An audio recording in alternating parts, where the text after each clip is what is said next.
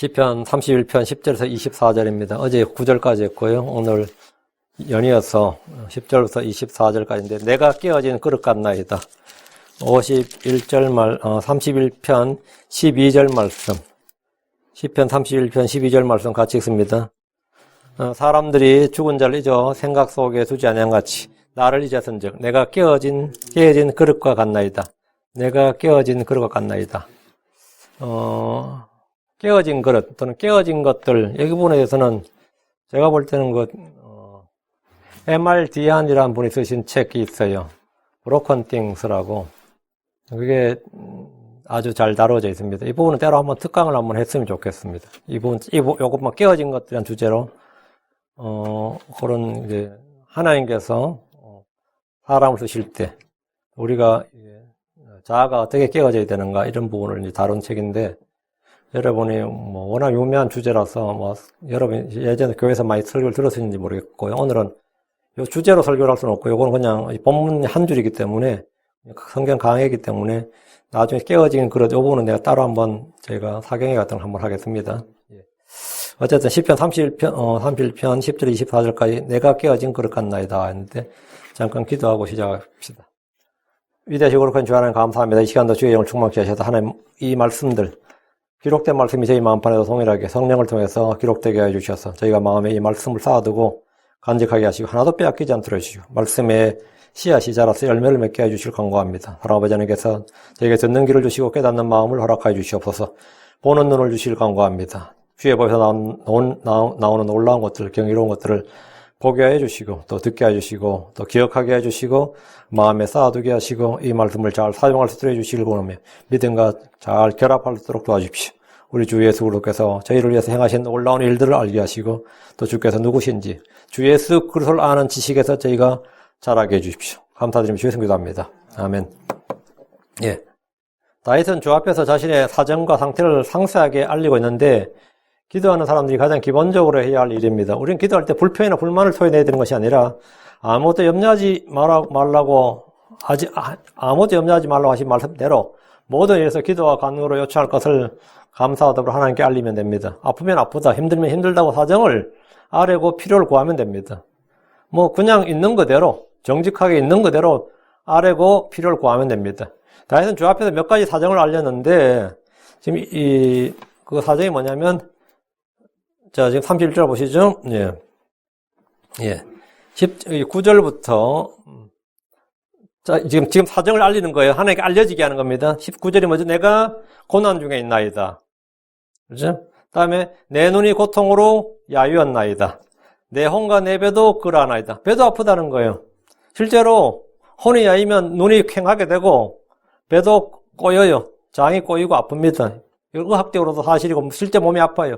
그리고 늘 배탈 나고 이게 위장에 장애가 오고 그래요. 내 혼과 내 배도 그러하나이다. 다윗도 그랬다는 거죠.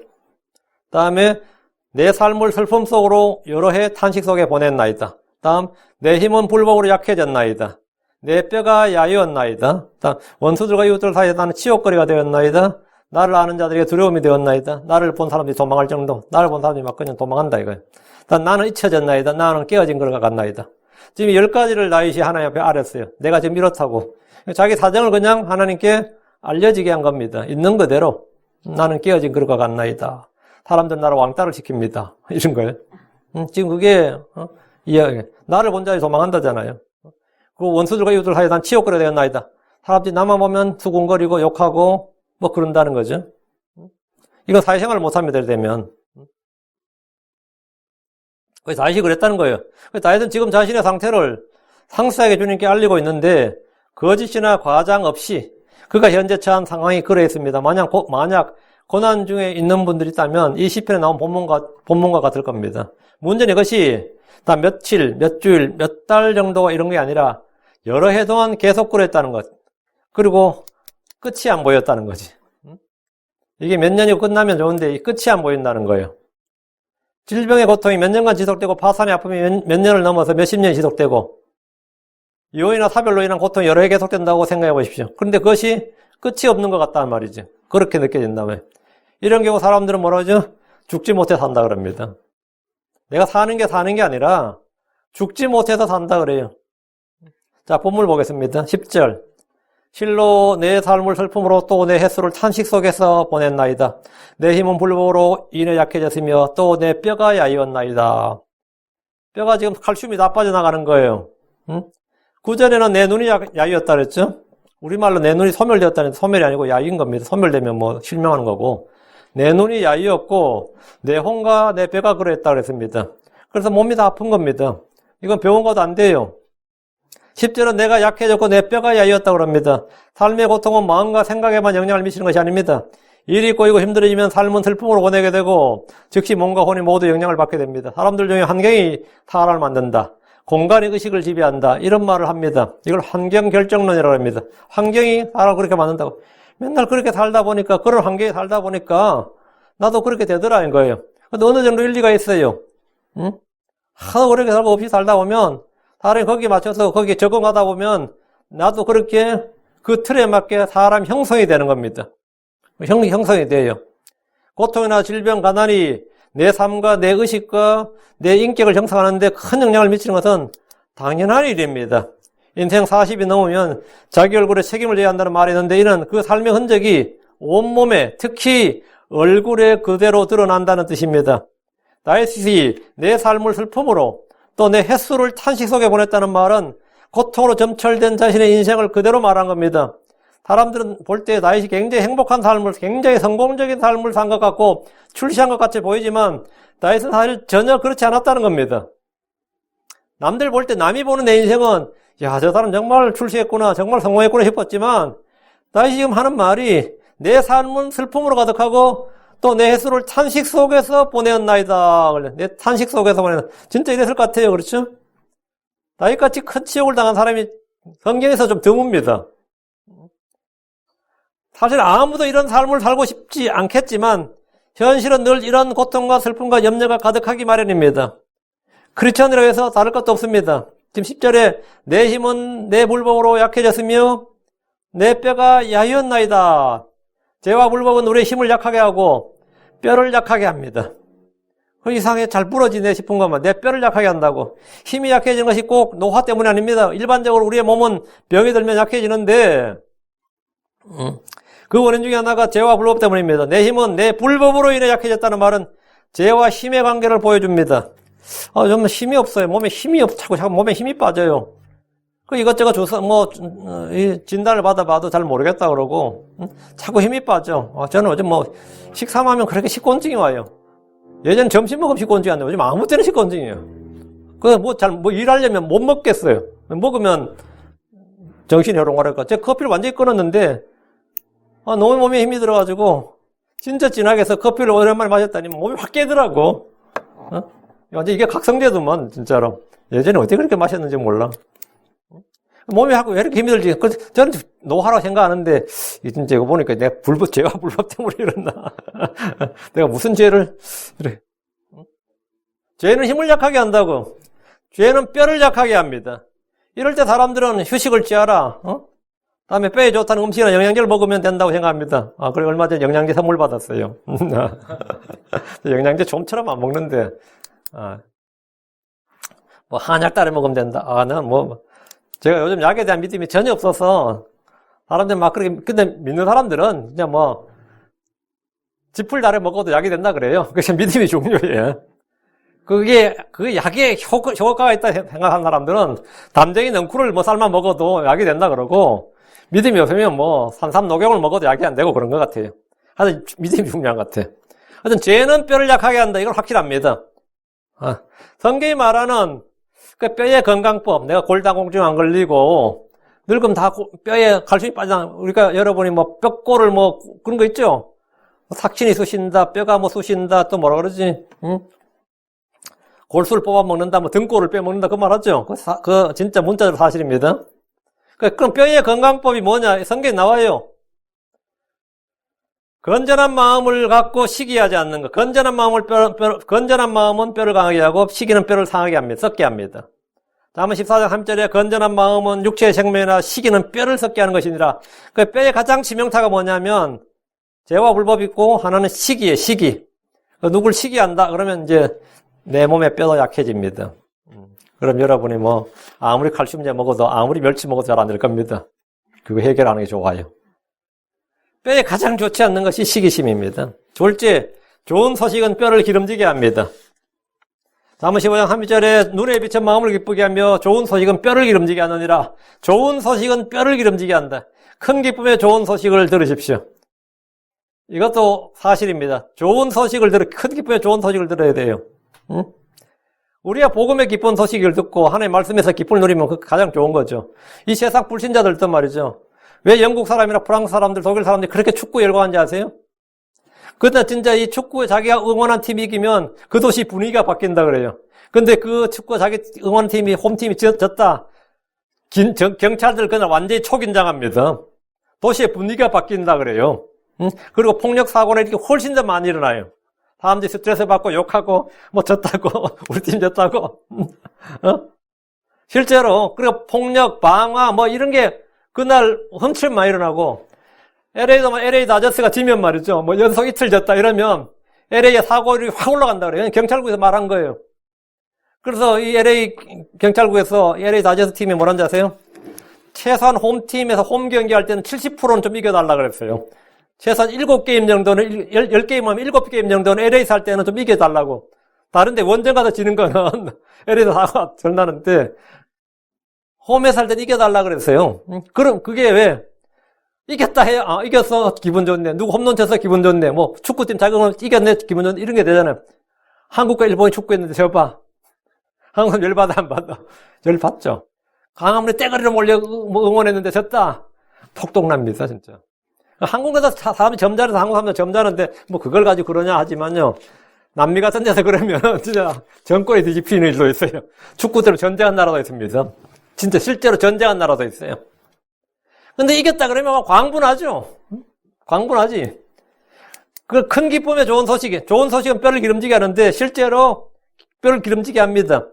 주의 말씀의 기쁨을 누리는 사람이라면 뼈의 건강에 사실 별 문제가 없을 겁니다. 근데 내가 교회를 오래 다녔지 언제부터 말씀에 기쁨을 누리고 있지 못한다면 지금 내 뼈의 건강도 별로 좋지 않은 겁니다. 셋째, 주를 두려워하며 악을 떠나십시오. 그것이 건강을 줍니다. 잠언 3장 8절에 그것이 그 주를 두려워하며 악을 떠나는 것이 내 배꼽에 건강이 되면 내 뼈에 골수가 되리라. 제가 이 말씀 듣고 깜짝 놀랐어요. 제가 이게 진짜 초신자 때 이 말씀 성경 통로가 읽었는데 그것이 내 배꼽에 건강이 되면 내 뼈에 골수가 되리라. 이래가지고 제가 그때 중학교 때 제 머리가 별명이 반백입니다. 하프 정도가 흰머리였어요. 고등학교 때는 점점 심해지고 선생님이 오면은 나는 키가 작아서 앞에 앉으니까 야, 니하고 나하고 같이 늙어간다. 그러고 막 이러고. 그 제가 이거 고3 때 구원 받았는데요. 이 말씀 읽고 내 뼈의 골수가 되리라. 내 배꼽 건강에 내 뼈의 골수가 되리라. 야, 이 말씀대로 되면 내 흰머리가 잘하면 없어질 수 있겠구나 했는데 정말 흰머리가 없어지더라고요. 응? 흰머리가 없어지더라고요. 그때 누가 나한테 염색했냐 그러더라고요. 근데 염색 아직 한 번도 해본 적이 없어요. 응? 요즘 다시 흰머리가 많이 생겼네. 이게 늙어서 그런 거겠죠? 뼈에 골수가 돼요. 실제로. 자, 넷째, 즐거운 말들이 뼈에 건강을 줍니다. 잠언 16장 24절에 즐거운 말들은 벌집 같아서 혼에게 달고 뼈에 건강을 주느니라. 즐거운 말들은 뼈에 건강을 준다잖아요. 최근 어떤 분이 암치료를 받으면서 뼈가 너무 약해졌다는 말을 들었습니다. 그 혈액암인데, 암 치료도 치료지만 제일 문제가 부작용이 뭐냐면 뼈가 너무 약해져서 서고 걷고 뭐 약간만 넘어지면 그냥 부러지고 나이가 들면 누구나 뼈가 약해지지만 특정 질병이 있으면 더욱 그렇습니다. 그래서 뼈에 좋은 것이 무엇일까 제가 곰곰이 생각을 해보다가 지금 성경에서 답을 얻은 거예요. 즐거운 약같이 좋고 즐거운 말은 뭐라고요? 약같이 좋고 뼈에 건강을 줍니다. 잠언 17장 22절에 즐거운 마음은 약같이 좋으나 상한 영은 뼈를 말리느니라. 상한 영은 뼈를 말린다 이거예요. 시기심도 뼈를 상하게 썩게 하고. 예. 다섯째, 주의 인도하심을 따르십시오. 뼈의 건강에 좋습니다. 주께서는 뼈를 기름지게 하십니다. 이사야 58장 11절에 또 주가 너를 항상 인도하여 가뭄 속에서도 내 혼을 만족시키시며 내 뼈를 기름지게 하리니 너는 물된 동산 같겠고 물이 끊어지지 아니하는 물샘 같으라. 내 뼈를 기름지게 하리니 했죠. 여섯째, 평소에 여러분이 찬양과 찬송과 기도를 생활하십시오. 이것은 매일 규칙적으로 좋은 식사를 하는 것, 매일 건강식이나 매일 영양제를 먹는 것보다 훨씬 더 건강에 도움을 주고 뼈에 도움을 줍니다. 혼의 기쁨이 있고 평강이 있고 만족이 있으면 몸도 건강하게 됩니다. 시편 63편 5절에 이와 같이 내가 사는 동안에 주를 찬송하고 주의 이름으로 내 손을 돌리니 기도죠. 내 혼이 골수와 기름진 것으로 배부른 같이 만족하며 내 입이 기쁜 입술로 주를 찬양하되 했습니다. 자, 이게 뼈의 건강법이고, 자, 11절. 다윗은 얼마나 고통을 알았던지, 예, 힘이 상하고, 뼈가 소멸되어, 뼈가 상했다 이거예요. 뼈가 야위어졌다 이거예요. 뼈가 야위었다. 11절. 내가 내 모든 원수들 가운데서 특히 내 이웃들 가운데서 치욕거리가 되었으며 또 나를 아는 자들에게 두려움이 되었나이다. 밖에서 나를 본 자들이 나로부터 도망하였나이다. 이것은 이웃과의 관계입니다. 다윗이 가면 이웃과의 관계, 사회생활을 어떻게 했느냐 이 말이에요. 개인적으로는 뼈가 눈이 캥해지고 뭐 배가 아프고 뭐 이렇게 장이 꼬이고 위에 문제가 생기고 뼈가 약해지고 막 이래 되는데 개인적으로는 그렇고 혼도 그렇고 슬픔과 탄식으로 가득하고 몸도 아프고 혼도 아프고 그다음에 이게 사회생활은 11절이에요. 이건 이웃과의 관계입니다. 내 혼이 괴롭고 눈이 시하고 뼈가 아픈데 이웃들과도 사이가 좋다 안 좋다? 좋지 않다는 거예요. 내 모든 원수들 가운데서 특히 내 이웃들 가운데서 원수가 누구라는 거죠? 이웃이다 이거예요. 이게 뭐 완전히 남 모르는 사람이면 상관없겠죠. 그게 아니라 내 이웃이라고. 내 이웃은 나하고 접하는 사람이에요. 늘 나와 같이 살고 이렇게 같이 살아야 될 사람들이라고. 그래서 내 이웃들 가운데서 여기 중목. 동네 사람들이 모두 나를 비난하고 수군거리고 따돌리면 이것은 또 다른 고통입니다. 친구, 친척도 심지어 가족들까지도 나를 부끄러워하고 욕하면 내 삶 자체가 망가집니다. 내가 치욕거리가 되었으며 이 말에서 그 인간관계, 이 사회생활의 어려움을 볼 수 있습니다. 뭐 요즘 도시생활하는 사람들이야. 이웃이라고 해봐야 아무것도 아닐 때가 많습니다. 옆집 산다고 이웃이 아닌 거지. 아래층 산다고 위층 산다고 이웃도 아니고 나하고 연락돼서 만난 사람이 이웃이지 뭐 옆에 산다고 이웃은 요즘은 그렇죠. 도시생활이라는 게 그래요. 우리가 뭐 이웃이라고 해봐야 저도 옆집에 아줌마 맨날 개 데리고 산책할 때만 보지 하이 하고 끝이야. 그게 지금 몇 년째 지금 그 집에 지금 제가 거의 10년 가까이 살고 있는데 옆집 아줌마하고 인사한 건 딱 하이 밖에 없어요. 굿모닝 하이 그게 다야. 응? 뭐 이웃이 아닌 거죠. 응?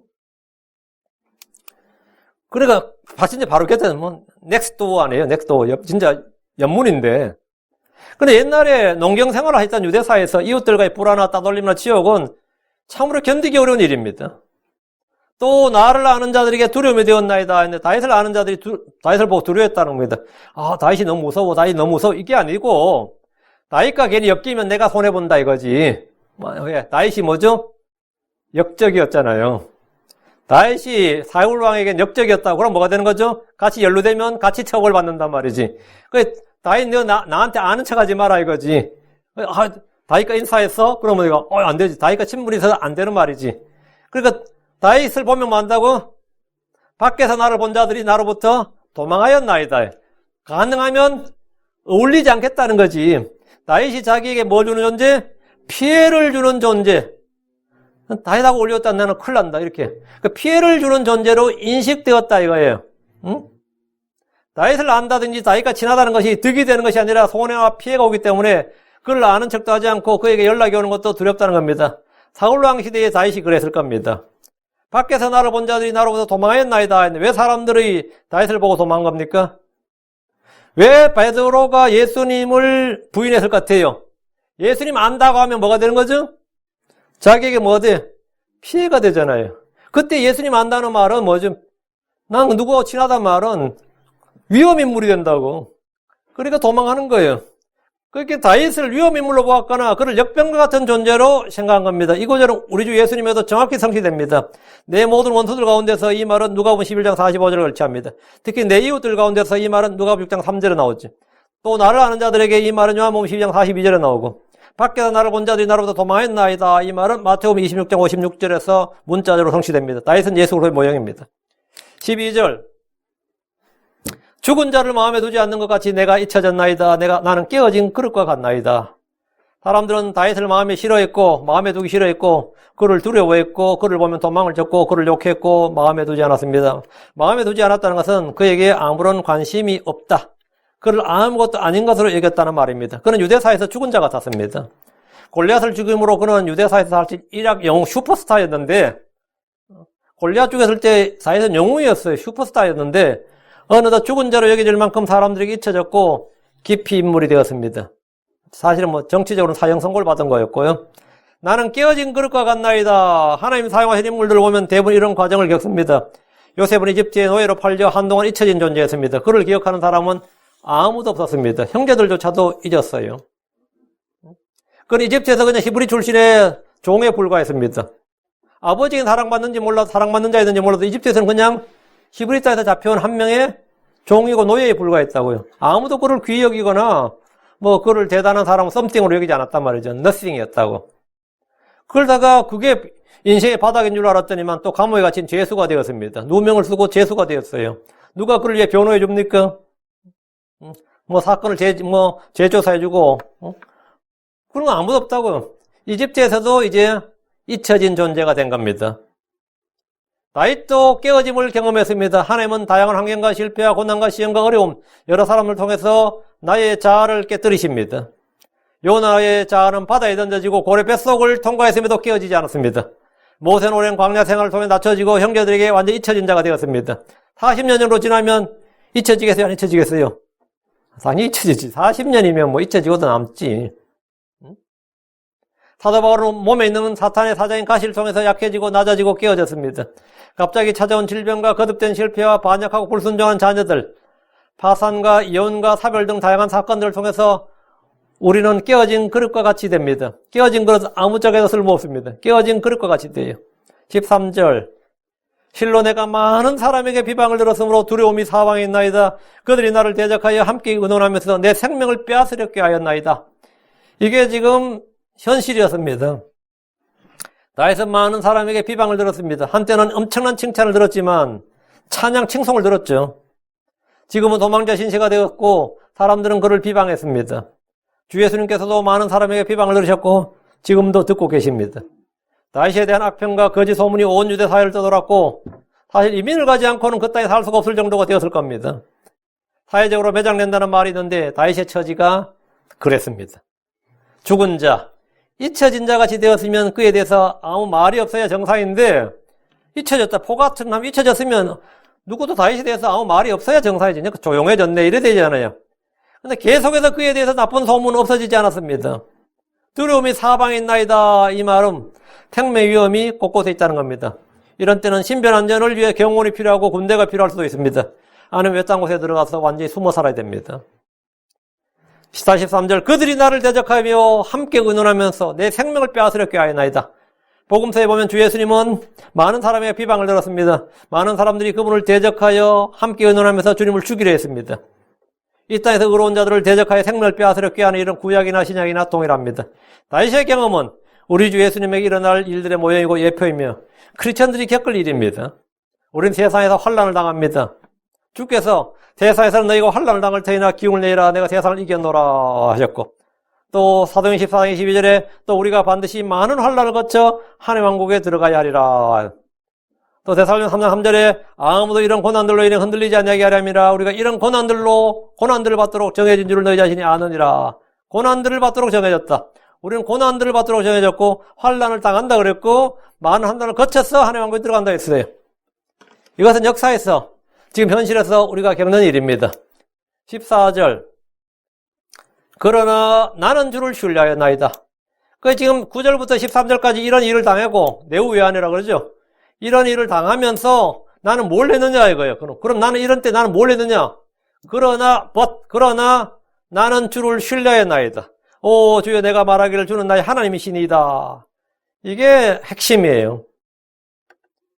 이게 내가 몸이 아프고 정신이 혼미하고 사회적으로 매장되고 모든 게 왕따가 되고 이런저런 많은 일을 겪을 때 나는 뭐 한다고? 그러나 나는 주를 신뢰하였나이다. 오 주여 내가 말하기를 주는 나의 하나님이시나이다. 다윗은 주변 환경이나 사람들이 자기를 어떻게 대하든 관계없이 주를 신뢰했습니다. 그러나 나는 주를 신뢰하였나이다. 이 말씀은 십자가에서 고난받는 주님이 죽으시는 순간에도 아버지를 신뢰했던 것을 보여줍니다. 욥은 고난 중에도 입술로 죄를 짓지 않았습니다. 다니엘이나 그의 친구들은 고난 중에도 우상숭배를 거절하고 주를 신뢰했습니다. 오 주여 내가 말하기를 주는 나의 하나님이시니이다. 주께서 나를 건지시지 않아도 그분은 나의 하나님이십니다. 하나님이나 미사엘이나 아사랴는 느부갓네살의 왕의 위험에 맞서서 그가 세운 금형상에게 경배하지 않았습니다. 그래서 이제 영광로에 불타는 영광로에 던진다고 할 때 그러나 그리하지 아니하실지라도 오 왕이여 우리가 왕의 신들을 섬기지 아니하고 왕께서 해오신 금형상에게 경배하지 아니할 줄을 왕은 아옵소서. 주님 우리를 능히 불에서 건지실 것이고 그러나 그리하지 아니하실지라도 안 건져도 나는 주를 신뢰한다. 안 건져도 주를 신뢰한다. 죽어도 주를 신뢰한다. 내가 파산을 당하든 내가 감옥에 갇히든 내가 힘들어 죽을지라도 나는 주를 신뢰한다고요. 욥이 말하기를 욥이 엄청난 고난이 있었습니다. 욥기 13장 15절 그분께서 나를 죽이실지라도 나는 그분을 신뢰할 것이요 오직 나는 그분 앞에서 내 자신의 길들을 유지하리라. 그분께서 나를 죽이실지라도 나는 그분을 신뢰할 것이요. 그 주를 신뢰한다는 게 뭐냐 이거 그분이 나를 죽이실지라도 나는 그분을 신뢰한다요. 하나님의 뜻과 계획은 크고 높습니다. 내가 이해하지 못할지라도 나는 주를 신뢰하고 주는 나의 하나님이심을 고백하십시오. 믿음의 선한 고백을 굳게 붙드십시오. 언제나 풍성한 열매를 맺습니다. 언제나 풍성한 열매를 맺어요. 15절입니다. 나의 때가 주의 손에 있사오니 my times 나의 때가 주의 손에 있사오니 내 원수들의 손에서 또 나를 핍박하는 자들에서 나를 구출하소서. 기도죠? 예. 14절은 결단이고 믿음의 선한 고백이고 15절은 간구예요. 내 때가 주의 손에 있다는 것은 내가 태어나고 죽는 때, 씨를 뿌리고 거두는 때, 일어날 때와 넘어질 때, 병들 때와 낫는 때가 다 주께 있다는 겁니다. 고난에 빠질 때가 있고 구출받을 때가 있다. 이게 다 주의 손에 있다고요. 우리는 아무도 자기 때를 조절할 수 없습니다. 나의 허리가 굽어지는 때, 나의 머리카락이 희게 되는 때, 눕고 일어난 때가 다 주의 손에 있습니다. 이것을 알지 못하는 사람은 어리석은 사람입니다. 나의 때가 주의 손에 있다고요. 나의 때가 주의 손에 있다는 것은 하나님의 주권과 권능을 인정하고 의지하는 것입니다. 다시 15절 내 원수들의 손에서 또 나를 핍박하는 자들에게서 나를 구출하소서. 이스라엘은 바벨론에 포로로 잡혀간 때가 있었고 그때는 70년이었습니다. 70년 후에 해방되었어요. 그 후에 그들은 구출되었습니다.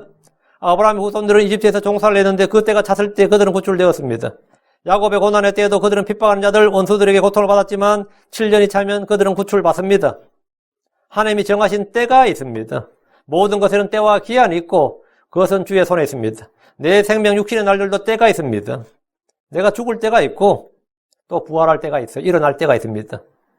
여러분은 지금 고난을 겪고 있다면 그것은 정해진 때가 있습니다. 영원히 고난받는 거 아닙니다.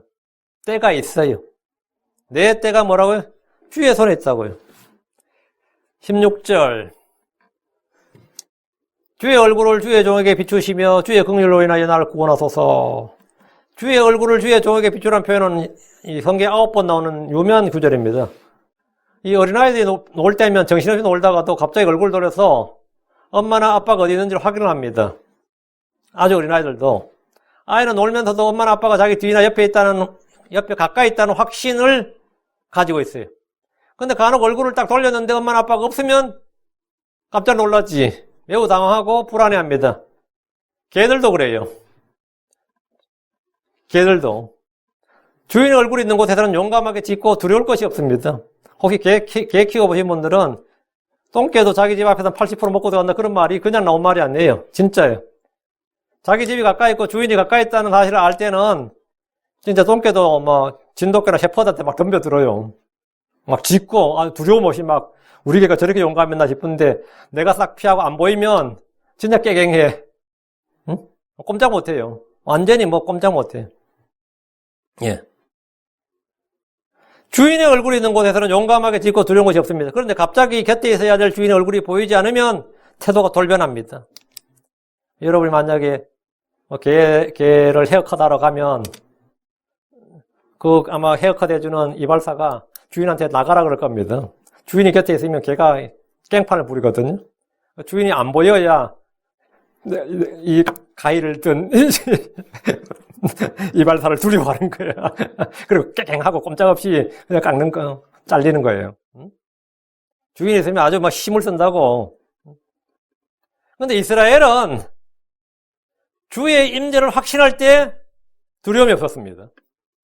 주께서 우리 가운데 계신다. 주님 우리를 도우신다. 주님이 곁에 계신다. 이런 확신이 있을 때, 그러니까 주의 얼굴을 주의 종에게 비추시며, 이게 있을 때, 그러니까 주의 얼굴을 주의 종에게 비춘다. 이 말은 뭐냐는 거, 이것이 뭐 기도냐면, 내가 주의 임재를 의식하고 체험하고 확신할 수 있게 해달라는 거예요. 그 하나님의 존재, 하나님 나를 도우심, 하나님 나를 둘러싸고 뒤를 치고 나와 함께 하시고 내 안에 계시다는 이런 그 인식, 그 의식, 내 혼에, 내 마음속에 이 빛을 비추어 달라는 거지.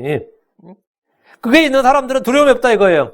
지금 시편에서 다윗이 주여 주께서는 주의 얼굴빛을 드사 우리에게 비추소서 있고 시편 67편절에도 하나님 우리에게 긍휼을 베푸사 복을 주시고 주의 자신의 얼굴을 우리에게 비추소서 셀라 있고 시편 80편 3절에도 오 하나님이여 우리를 다시 돌이키시고 주의 얼굴빛을 비추사 우리가 구원을 받게 하소서 이런 기도를 반복을 했는데 주의 얼굴빛을 비추라 이건 성령의 조명 말씀의 빛을 비추어 달라는 겁니다.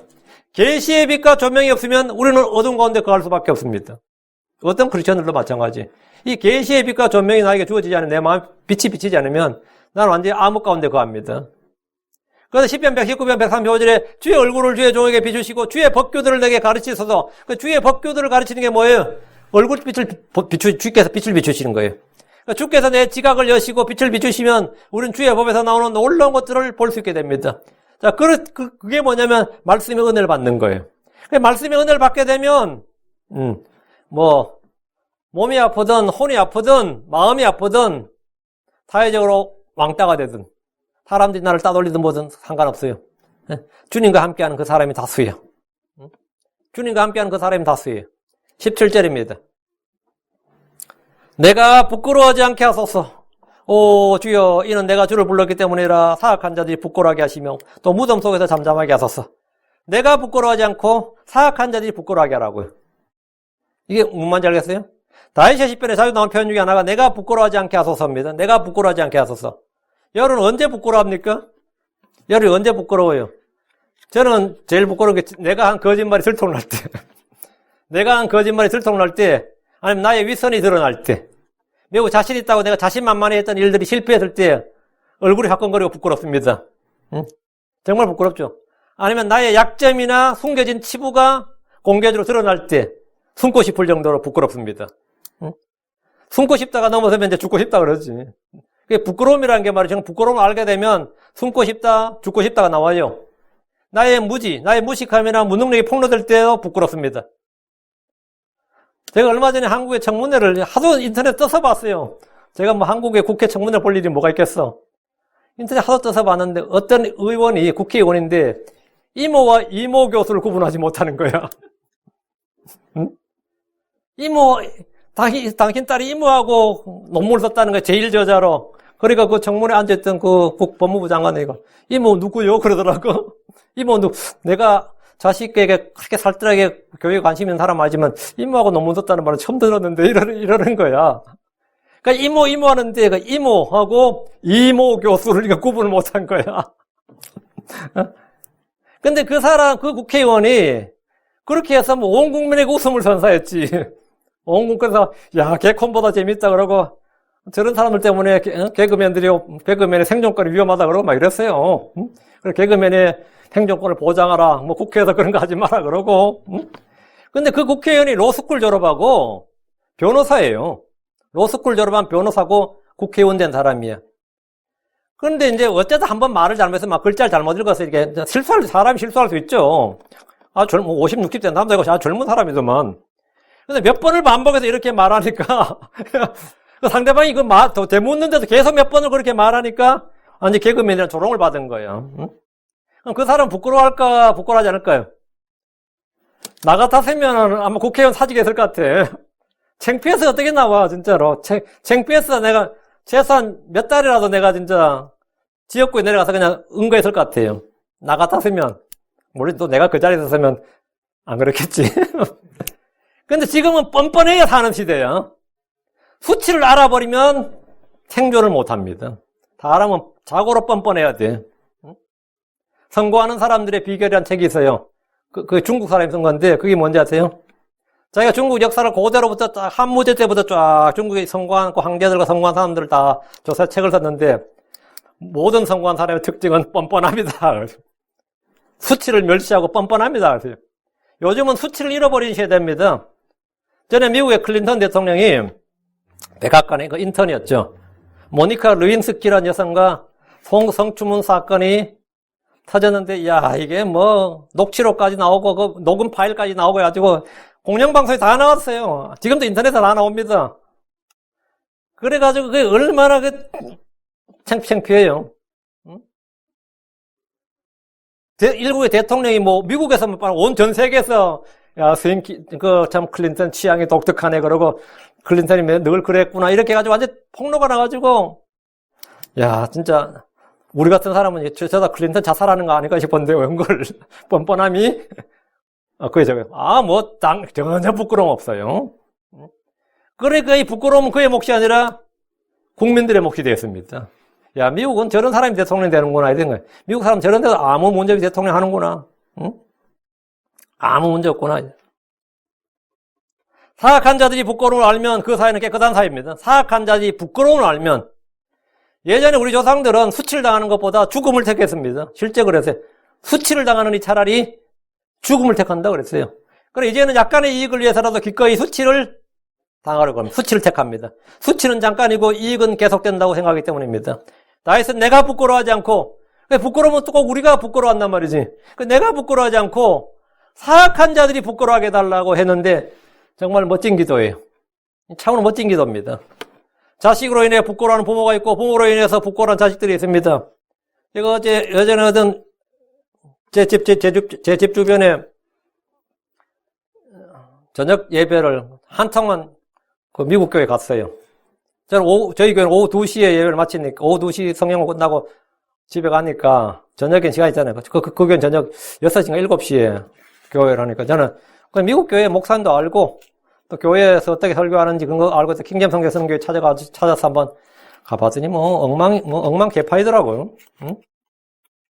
그래서 몇 달 다니다가 이제 제가 말았는데, 거기 찬양을 잘 주의하는 노인이 계시더라고요.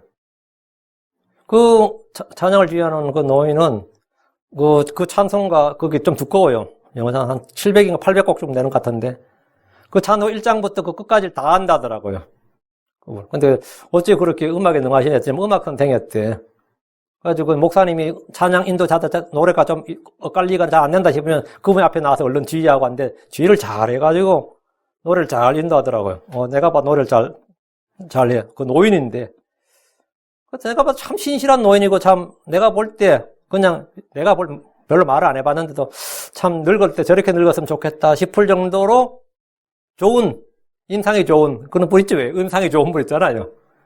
그래서 이제 어느 날 이야기하게 되는데, 아이고야, 이건 뭐, 마누라 누구하고 바람 피워나가고, 자식은 지금 누굴 죽였고, 누구를 해가지고 지금 감옥에 있고, 아이고, 이 사람 어떻게 사나 싶더라고요.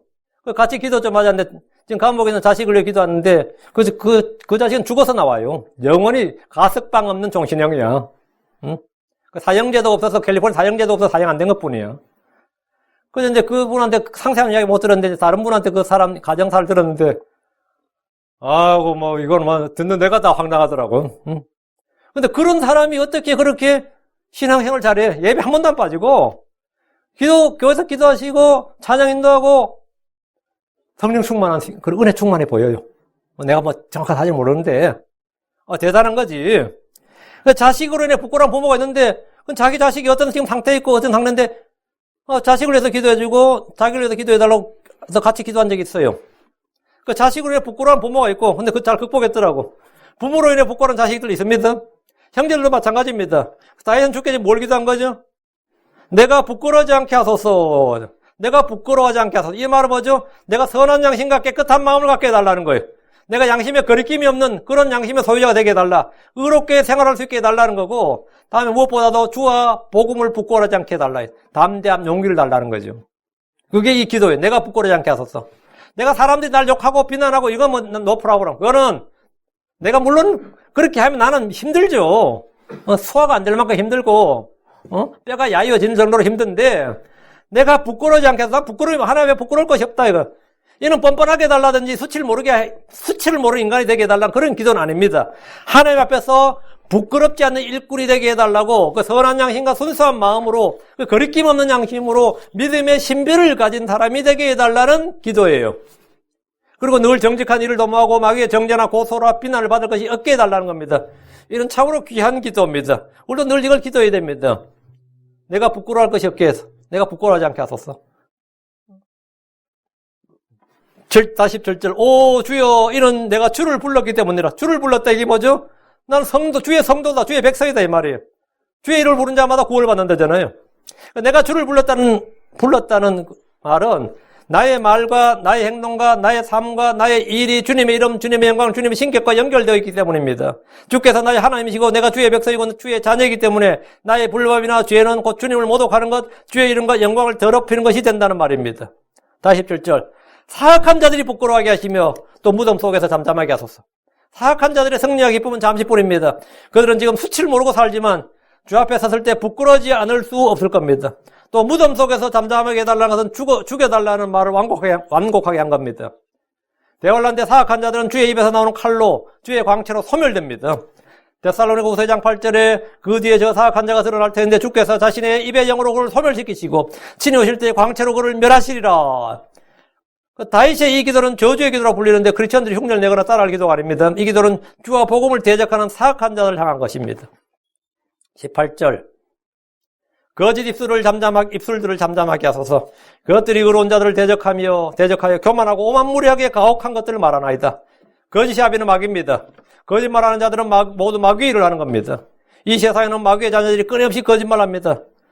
여러분 학교 가면 계속 거짓말 쏟아내는 과학 선생님들 있죠. 거짓되이 과학이라를 걷는, 과학이라 그러면 다 진실처럼 들리죠. 진화론은 거짓말입니다. 진화론이라는 건 거짓말이에요. 그러나 온 세상에 그것을 진리처럼 가르칩니다. 빅뱅 이론은 거짓말입니다. 그런데 계속 반복해서 가르칩니다. 윤물론이나 공산주의 거짓입니다. 거짓말이에요. 동성애는 자연의 순리란 말은 거짓말입니다. 1999년에 브루스 바게미올이 450종이 넘는 동물이 동성애를 한다는 생물학적 충동, 그 책 제목이 생물학적 충만, 동물의 동성애와 자연의 다양성, 이런 책을 출판해서 동성애가 인간의 자연스러운 애정이라는 이론을 구축했습니다. 그 동물들이 다 동성애가 있다 이거. 그 자기가 450종이 그 책에 냈어요. 450종이 넘는 뭐 펭귄도 그렇고 뭐도 그렇고 이런 식으로. 그래서 그 책 제목이 생물학적 충만, 동물의 동성애와 자연의 다양성. 그러니까 이건 뭐 동성애자들이란 바이블과 같은 책이에요. 그래서 인간의 동성애는 자연스러운 감정이라는 이론을 구축했는데 참을 같아요, 거짓말 같아요. 그럼 수천 종의 동물들이 근친상간을 하는데 그것이 인간의 자연스러운 저거예요? 수천 종의 동물들이 서로를 잡아먹는데 그것이 인간의 자연스러운 애정이고 자연스러운 저거예요? 이 거짓말을 밥 먹지 그 자연스럽게 해. 근데 그 거짓말을 진실처럼 하는데 그걸 법칙인처럼 과학적 법칙인 것처럼 말하는데 이런 일은 너무나 많습니다. 수많은 교수들, 수많은 학자들이 평생을 거짓말하면서 사기치고 먹고 삽니다. 수많은 종교인들은 거짓말로 먹고 삽니다. 수많은 목사들이 거짓말로 먹고 살아요. 거짓 입술들을 잠잠하게 하소서. 이 다윗의 기도는 주께서 이 땅에 오시는 날 성취될 겁니다. 그때까지는 거짓말하는 입술이 잠잠할 리가 없습니다. 대환란 때는 오히려 용과 짐승과 거기 나오는 거짓말한 영이, 그 부정한 영, 거짓말 영이 나와서 온 세상을 속입니다. 온 세상을 속인다고. 우리는 거짓말을 버리고 자기 이웃과 더불어 진리를 말하라는 명령을 받았습니다. 주 예수님은 진리입니다. 주의 말씀은 진리입니다. 그럼 우리는 주 예수님과 그분의 말씀을 말해야 됩니다. 거짓 입술들은 의로운 자를 대적하며 교만하고 오만무리하게 가혹한 것들을 말합니다. 이들은 신성모독하는 말을 두려움없이 합니다. 우리는 거짓 입술들이 떠드는 악한 세상에 살고 있습니다. 진리의 목소리가 거짓으로 취급받는 세상에 살고 있습니다. 여러분이 어디서 동성애 반대나 낙태 반대를 말해보십시오. 곧바로 대적들이라서 욕을 하는 것은 물론이고 교만하고 오만무리하게 가혹한 것들을 말할 겁니다. 어떤 교수가 대학에서 동성애 반대, 낙태 반대 해봐요. 당장 쫓겨납니다. 밥줄을 끊어놓습니다. 어떤 학생이 계속 그렇게 말하면 퇴학당합니다. 그게 지금 그러면서 막 교만하고 오만무리하게 가혹한 것들을 말하면 저런 사람들은 세상에 살 가치가 없다고 그러면서 일체의 정치색을 배제하고 사회 문제에 대해 침묵하고 오직 그리스도의 복음만을 전해보십시오. 어떻게 될 것 같아요? 몇 초도 안 돼서 거짓 입술들이 대적하고 교만하고 오만무리하게 가혹한 것들을 말할 겁니다. 19절입니다. 오 주의 선하심이 어찌 그리 큰지요. 그것은 주를 두려워하는 자들을 위하여 주께서 쌓아두셨으며 주께서 사람들의 아들들 앞에서 주를 신뢰한 자들을 위하여 주께서 행하신 것들이니이다. 제가 어떤 동성애 찬성자를 만났는데 막 기독교를 막 엄청 욕하는 거예요. 기독교 이 성경의 개독들 때문에 막 이게 개독들이 무지와 저걸로 해서 이런 동성애자들을 반대하는 이 크리스천들을 하는 게 내가 무슬림들도 반대하고 해교 경쟁에도 때려 죽이라고 돼 있는데 당신이 그 해교권 무슬림들한테 한번 그대로 말해보라 그랬어요. 우리한테 말하면 그들이 어떻게 해를 입어요, 안 입어요? 우리 동성애 반대자들이 목사한테 우리한테 막 기독교 욕하면서 한다고 그들이 해를 입어요, 안 입어요? 전혀 안 입어. 그러면 알라가 이따위로 말했다. 무슬림들이 이따위로 말했다. 모하메시 이따위로 말했다고 무슬림한테 그래 말해봐요. 죽어요. 동성애자하고 무슬림하고 붙여놔야 돼. 해교 경전에 돌로 쳐서 죽이라고 돼 있어요.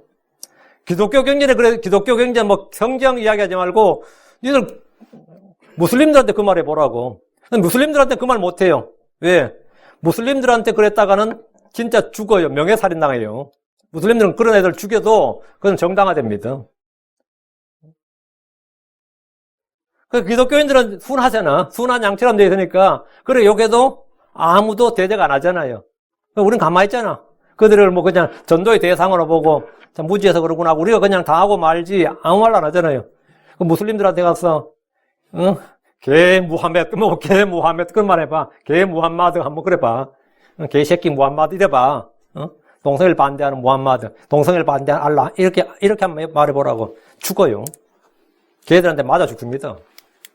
어디 감히? 응? 그러니까 이게 얼마나 이게 교만하고 대적하고 교만하고 오만무리한 가혹한 것들을 말한다고 실제로. 그 우리야 뭐 그렇게 말한다고 우리야 뭐 대적 안 하잖아요. 19절. 주의 선하심이 어찌 그리 큰지요. 그것은 주를 두려워하는 자들을 위하여 주께서 쌓아두셨으며 주께서 사람들의 아들들 앞에서 주를 신뢰한 자들을 위하여 주께서 행하신 것들이니다. 그 주의 선하심이 어찌 그리 큰지 이것은 찬양이죠. 찬양은 주의 어떠하심에 대해서 알고 그에 대해 감탄과 경이로움과 감사를 표현하고 그걸 높이는 겁니다. 이것은 주를 알면 알수록 체험하면 할수록 더 크고 풍성해집니다. 주께서는 주를 두려워하는 자들을 위하여 주의 선하심을 쌓아두셨습니다. 이것들은 주께서 주를 신뢰하는 자들을 위하여 행하신 일입니다. 이 구절은 고린도전서 2장 9절과 완벽히 조화를 이룹니다. 고린도전서 2장 9절. 그러나 이것은 기록된 바 하나님께서 자신을 사랑하는 자들을 위하여 예비하신 것들은 눈이 보지 못하였고 귀가 듣지 못하였으며 사람의 마음속에 들어가지도 못하였다 함과 같으니라. 주께서 자신을 사랑한 자들 위하여 예비하신 것들이 무엇인지 생각해 보십시오. 하나님 자신의 생명을 주신 겁니다. 하늘에 속한 모든 영적인 복을 주신 겁니다.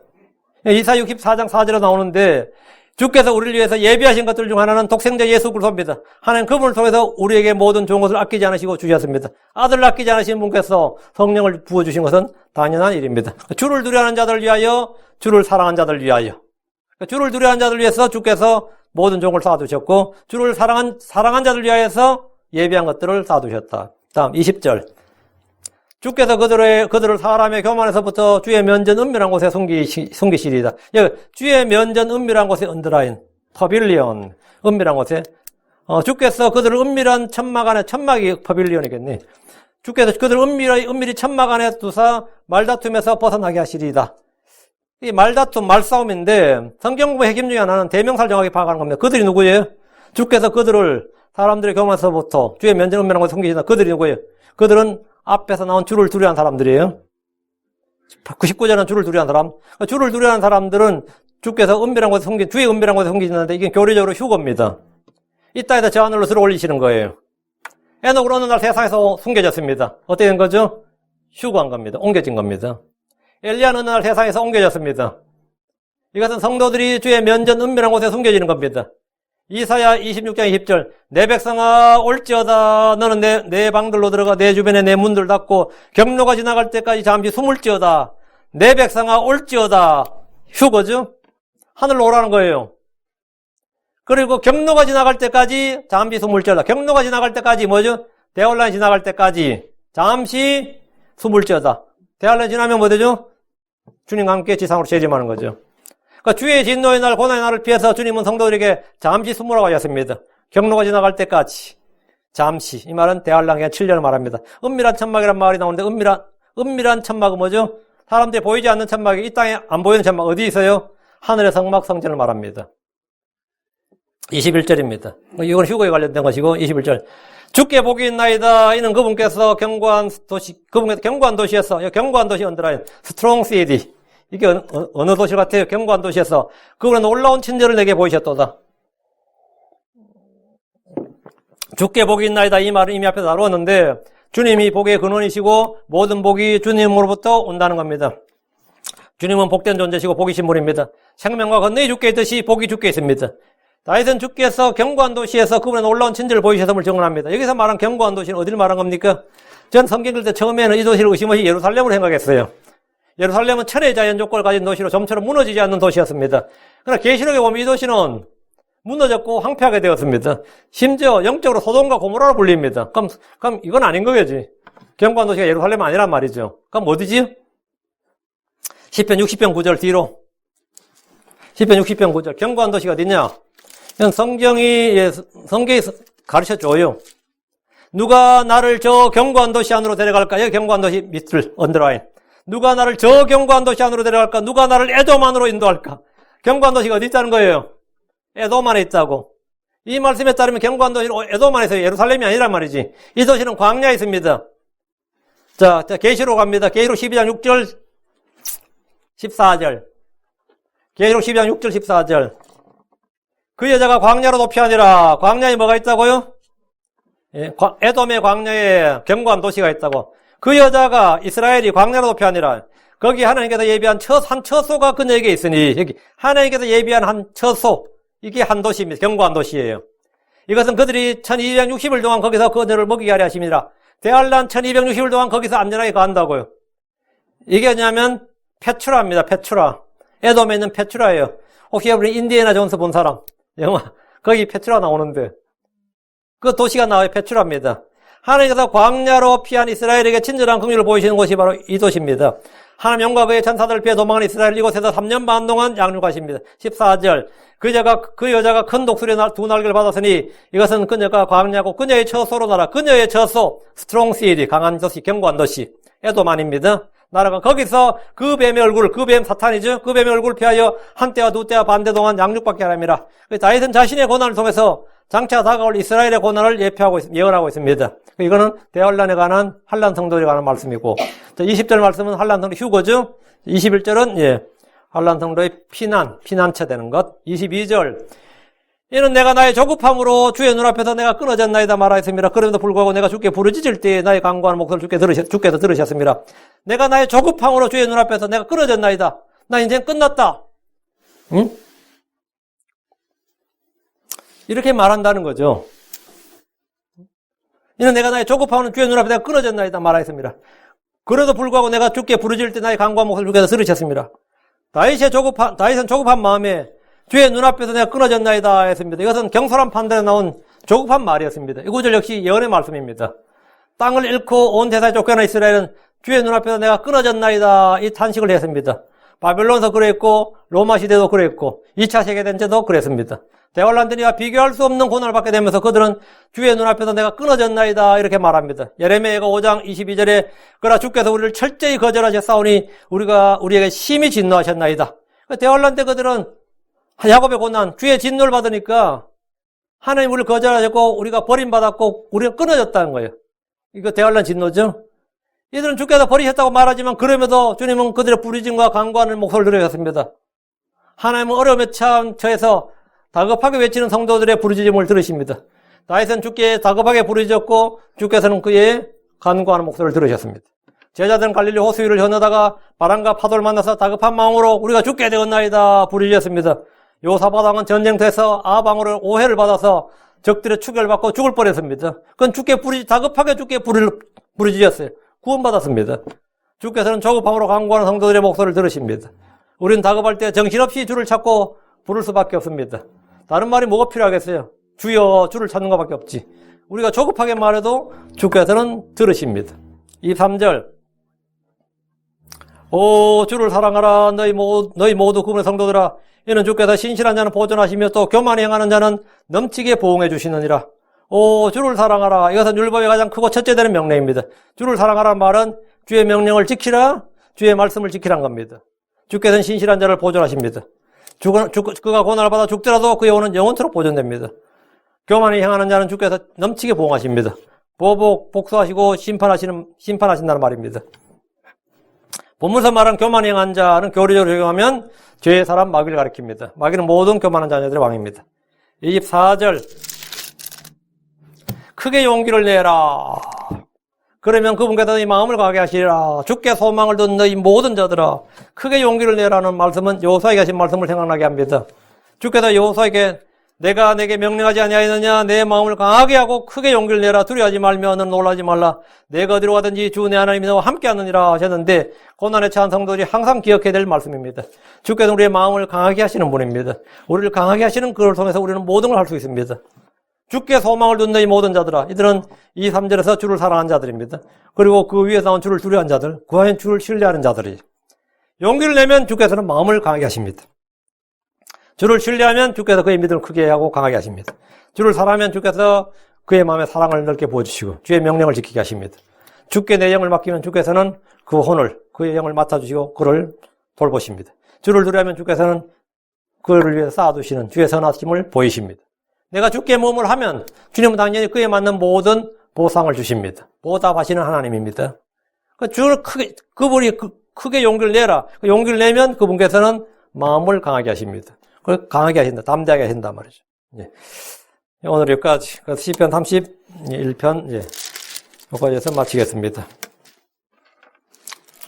잠깐 기도하겠습니다. 위대하시고 거룩한 주 하나님 감사합니다. 하나님께서 은혜 주셔서 오늘 주의 말씀을 선포했습니다. 선포한 모든 말씀들이 주의 영으로 충만해지고, 말씀들로 말미암아 주의 영으로 충만해지고, 주의 은혜가 가득하고, 주의 선함을 맛보할 수 있게 해주시옵소서. 모든 성도들이 참으로 하나님의 말씀을 깨닫는데 좀 신속하고 명철하고, 또 이 말씀을 마음에 잘 간직할 수 있도록 해주시옵소서. 전능자 주 하나님께서 은혜 많이 베풀어 주시고, 특별히 이곳 교회에서 이 말씀 침례에서 신앙생활하는 모든 혼들에게 참 주를 신뢰하는, 또 주를 두려워하는, 주를 사랑하는 그런 은혜의 증거들이 차고 넘치게 해주시길 간구합니다. 감사드리며 주의 승기도합니다. 아멘. 네, 찬송가